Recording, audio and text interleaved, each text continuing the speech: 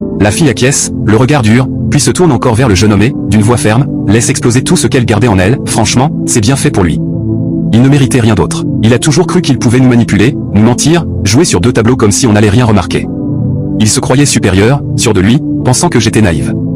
Mais aujourd'hui, il va apprendre qu'on ne joue pas avec nous. Puis, le regard chargé d'émotions mêlées de colère, elle ajoute, il pensait quoi? Qu'il allait entrer dans ma vie, se faire aimer, puis agir comme il voulait? Comme si on allait rester là à le regarder faire? C'est alors que, contre toute attente, le jeune homme bouge légèrement. Tremblant, le visage tiré par la douleur, mais le regard soudain clair et brûlant de lucidité, il se redresse lentement. Il fixe le beau-père d'abord, puis la fille, et d'une voix faible mais déterminée, il laisse éclater la vérité. Donc, c'était ça, votre plan depuis le début. Me faire tomber en douce, m'empoisonner comme des lâches, et mettre la main sur tout ce que j'ai construit. Vous pensiez vraiment que je ne verrais rien? Que je resterais aveugle face à vos petites manigances? Et toi? Il tourne son regard vers elle, plein de douleur et de déception. Toi que j'ai aimé sincèrement. Toi en qui j'ai placé ma confiance, mon respect, ma loyauté. Tu étais là, complice, à sourire pendant que vous prépariez ma chute. Je t'ai donné une place que personne n'avait jamais eue dans ma vie. Je te croyais différente, mais tu es pire que lui. Vous m'avez humilié, mais vous m'avez aussi réveillé.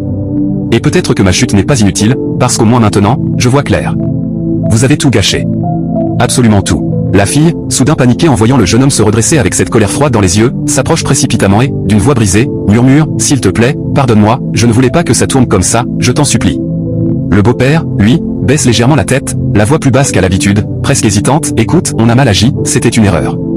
Mais le jeune homme reste immobile, debout devant eux, le regard dur, tranchant comme une lame, la respiration lourde, chaque souffle chargé de rancœur et d'incompréhension. La fille, sentant la tension monter encore, avance d'un pas prudent et tente de l'apaiser, s'il te plaît, calme-toi, ce n'est pas dans cette colère-là qu'on pourra arranger les choses. Le jeune homme, lui, ne cède pas. Il lève légèrement le menton, et sa voix retentit avec une force contenue, qu'est-ce que je vous ai fait, pour mériter ça? Pourquoi autant de haine? Pourquoi cette méfiance envers moi? J'ai toujours essayé de vous respecter, de construire quelque chose avec vous. Comment en êtes-vous arrivé à me trahir, à comploter contre moi? La fille, submergée, sent ses jambes flancher. Elle tombe à genoux devant lui, les mains tremblantes, la voix près de se briser, pardonne-moi, je t'en supplie, je n'aurais jamais dû faire ça.